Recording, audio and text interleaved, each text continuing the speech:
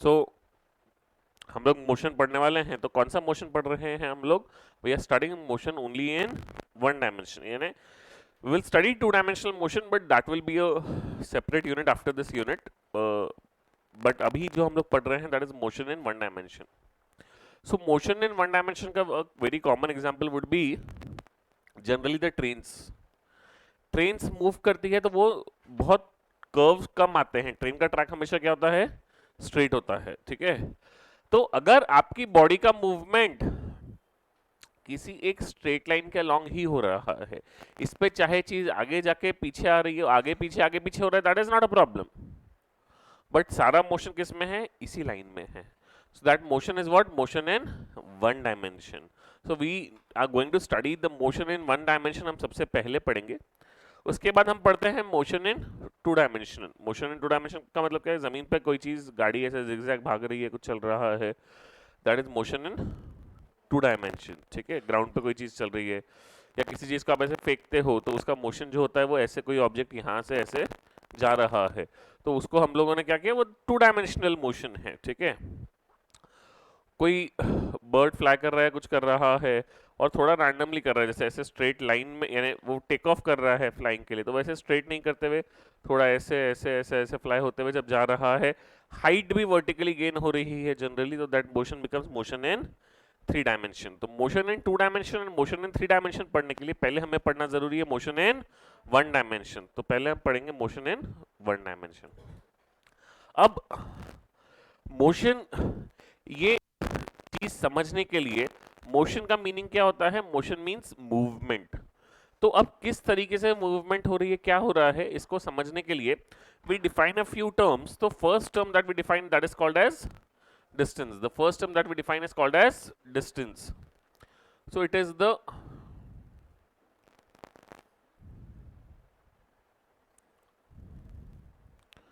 actual length of the path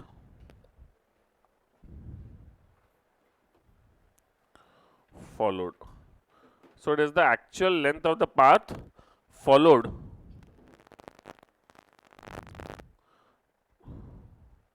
तो जैसे देखिए, बहुत ही सिंपल से एग्जांपल के थ्रू मैं बताता हूँ। अब स्कूल में मीत जी पढ़ रहे थे अपने, कौन से स्कूल में पढ़ते हैं मीत? हाँ, पीआर पुटे में मीत जी पढ़ रहे थे। अब मीत जी को क्लास में बोर हुआ, तो मीत जी क्या किए? क्लास में से बोर हुआ तो फिर क्या करते हैं अपन? क्लास में से वॉशरूम चले अपन, ठीक है। तो अब वो क्या है, ये उसका क्लासरूम है, ये यहाँ वॉशरूम है। तो Meet will not go straight like this.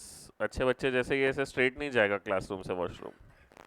वो क्लास से निकलेगा, उसके बाद वो उसका फ्रेंड कोई दूसरे सेक्शन में होगा, कोई भाई बहन, ये वो सब पूरे स्कूल को वो घूमते फिरते मिलते हुए, सब पूरा आजू बाजू में पूरा गांव घूमते हुए वो फाइनली वॉशरूम जाएगा। तो दिस इज द, ये जो रेड लाइन है, this is the actual length of the path followed. तो ये जो रास्ता मीत ने पूरा फॉलो किया है, इस पूरे रास्ते की length is the distance travelled by that person, ठीक है। वहीं पे कोई अच्छा सीरियस स्टूडेंट है, पढ़ने लिखने वाला, तो what he will do is he will go from here to here straight. तो वो भी, he also went from the same classroom to the same washroom, but this is the distance traveled by that person too. और वहीं this is the person traveled by, this is the distance traveled by Meet. तो शुरू एक ही जगह से किया, खत्म एक ही जगह पे हुआ, बट दोनों डिस्टेंस हमेशा सेम ट्रैवल करेंगे ऐसा जरूरी है क्या? नहीं। आपको एक ही जगह से दूसरी जगह, अमरावती से नागपुर जाना है, आप ट्रेन से जाओगे तो डिस्टेंस अलग है, रोड से जाओगे डिस्टेंस अलग है, फ्लाइट लेके जाओगे डिस्टेंस अलग है। तो all the cases, in all the three cases there are distances are different, ठीक है। रोड से भी जाएंगे, उसमें अलग अलग रूट से आप वाया वर्धा जा सकते हो, वाया नागपुर जा सकते हो, वाया समृद्धि हाईवे जा सकते हो, सभी जगह पे से डिस्टेंसेस अगेन क्या आएंगे? अलग अलग आएंगे। तो डिस्टेंस जो है, इसे हम बोलते हैं it is path dependent. Path पे डिपेंड करता है कि हमें कितना डिस्टेंस ट्रैवल करना है, वो हमारा पाथ पे डिपेंड करता है हम कितना डिस्टेंस ट्रैवल कर रहे हैं। वो सिर्फ स्टार्ट पॉइंट और एंड पॉइंट पे डिपेंड करता क्या? नहीं, स्टार्ट पॉइंट एंड पॉइंट के साथ साथ वो किस पे डिपेंड करता है? स्टार्ट पॉइंट से एंड पॉइंट के बीच में कौन सा रास्ता लिया। अगर 4 अलग अलग रास्ते हैं, हर रास्ते का डिस्टेंस क्या हो सकता है? अलग अलग हो सकता है, ठीक है। फिर उसके बाद उसका ऐसा unit is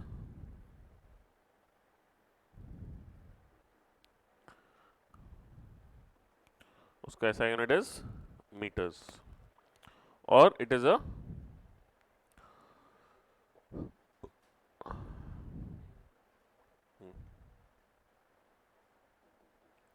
scalar quantity. So we are going to study a term called as scalars and vectors quite in detail somewhere in the future. But just to give you an idea, what is a scalar and what is a vector?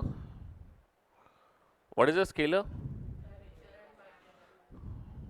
Scalar quantities are those quantities which have only and only magnitude. उनको कोई direction नहीं होता। समझने के लिए मुझे लगता है स्केलर को समझने का सबसे अच्छा, सबसे सिंपल सा प्यारा सा एग्जांपल है आपका वजन।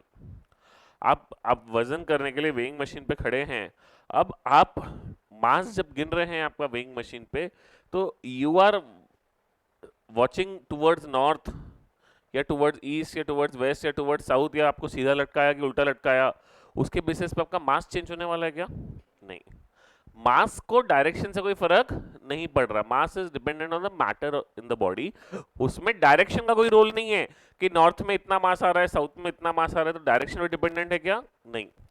That quantity is called as a scalar quantity. वहीं पे अमित जी बहुत मस्ती कर रहे थे, तो मैंने उनको एक कान के नीचे बजाया, तो मैंने यहां से उसके लेफ्ट वाले गाल पे मारा तो उसको झटका इस तरफ लगेगा, और मैंने यहां से ऐसे मारा सो झटका उस तरफ लगेगा। So in both the cases the force जो मैं लगा रहा हूं, when I am hitting someone, what is happening is I am applying a force, that force is going to produce an effect. In both the cases that effect is different.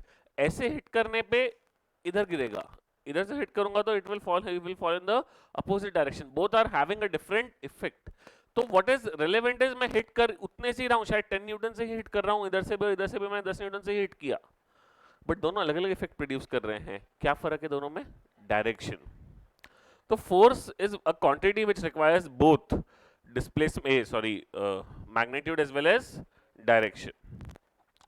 तो उसी तरीके से अब ये जो क्वांटिटी है distance, ये हमने स्केलर बोला है। Distance is actual length of the path travelled. Direction का कोई मीनिंग डिस्टेंस के लिए, डिस्टेंस के समय पे हम डायरेक्शन को डिफाइन नहीं करते, डायरेक्शन की बातें नहीं करते हैं डिस्टेंस के समय पे। क्लियर है सबको? अब डिस्टेंस का ही भाई जो होता है वो है डिस्प्लेसमेंट। डिस्टेंस का ही भाई जो है वो है डिस्प्लेसमेंट। तो डिस्प्लेसमेंट क्या है? वही सेम केस जो अभी हम लोग बात कर रहे थे कि Meet is going from his classroom to the washroom.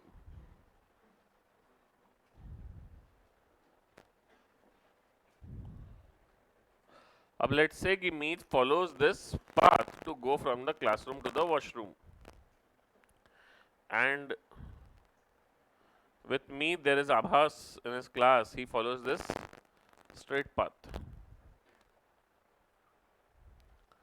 तो distance traveled in the path 2 and distance traveled in path 1, which is greater? 1. Distance traveled in path 1 is greater than the distance traveled in path 2.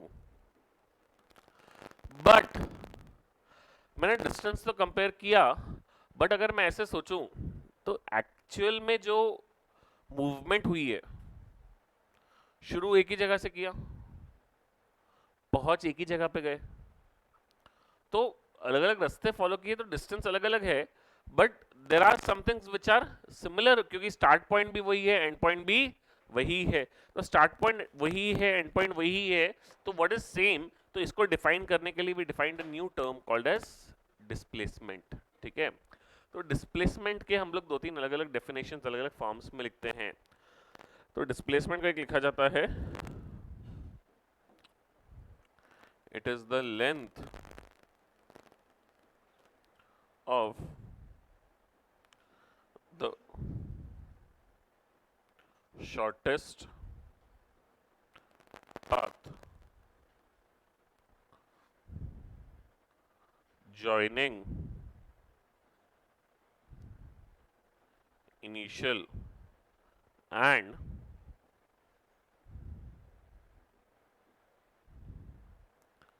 final points. So what is displacement? It is the length of the shortest path joining the initial and the final points.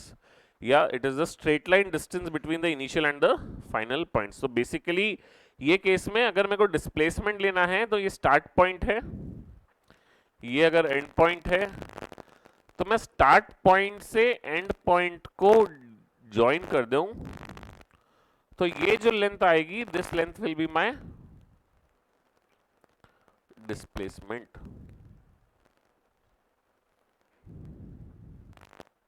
ठीक है, this length will be my displacement.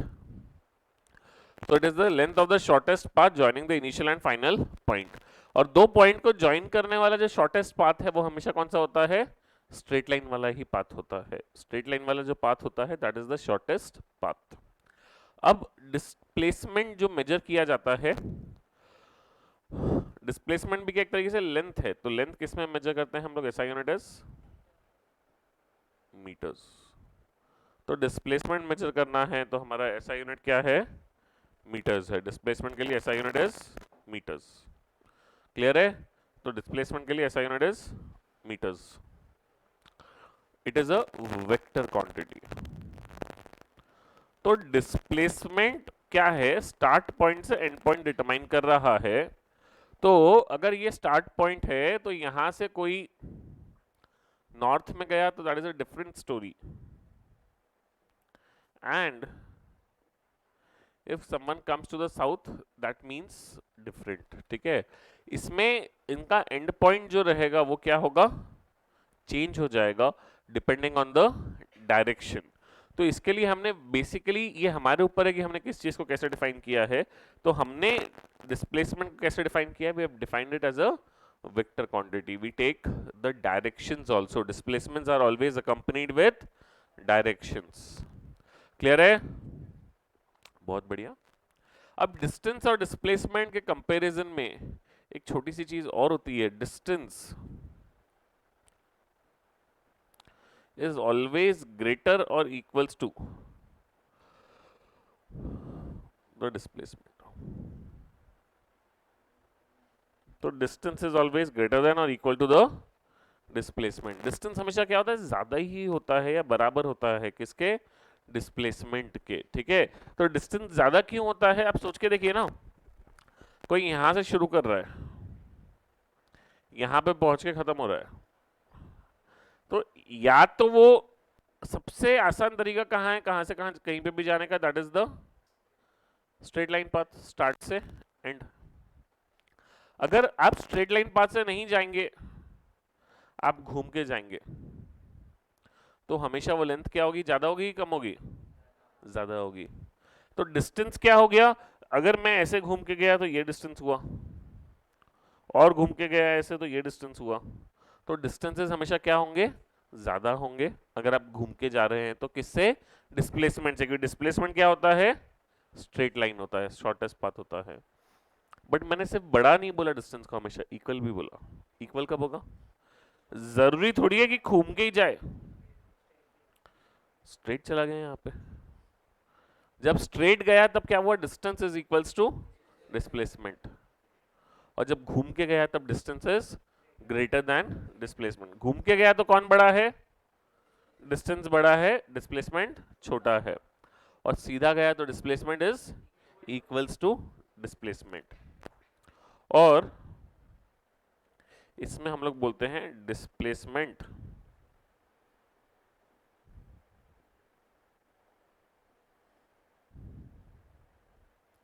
is path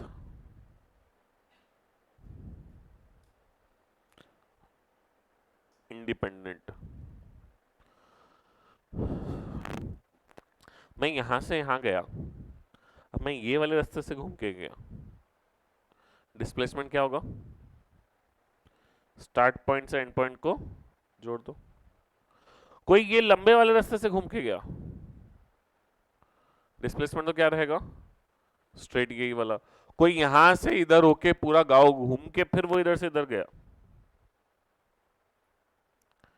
displacement तो आज भी वही रहेगा, straight point. आप कहीं पे भी कितना भी घूम के चले जाएं, डिस्प्लेसमेंट हमेशा कैसे निकलता है? स्टार्ट और एंड पॉइंट को स्ट्रेट लाइन से जोड़ो तो वही डिस्प्लेसमेंट है। तो इसके लिए उसको हमने बोला it is path independent. Depend नहीं कर रहा कि आप कौन से रास्ते से जा रहे हैं, ऐसा नहीं है कि ये रास्ते से गए और ये रास्ते से गए तो डिस्प्लेसमेंट अलग अलग है, दोनों केसेस में डिस्प्लेसमेंट्स क्या हैं? सेम है। क्लियर है सबको? So these two terms were distances and displacements. Ab, now the next thing that we have to study is speeds and velocities. So the next thing that we are going to study is speeds and velocities.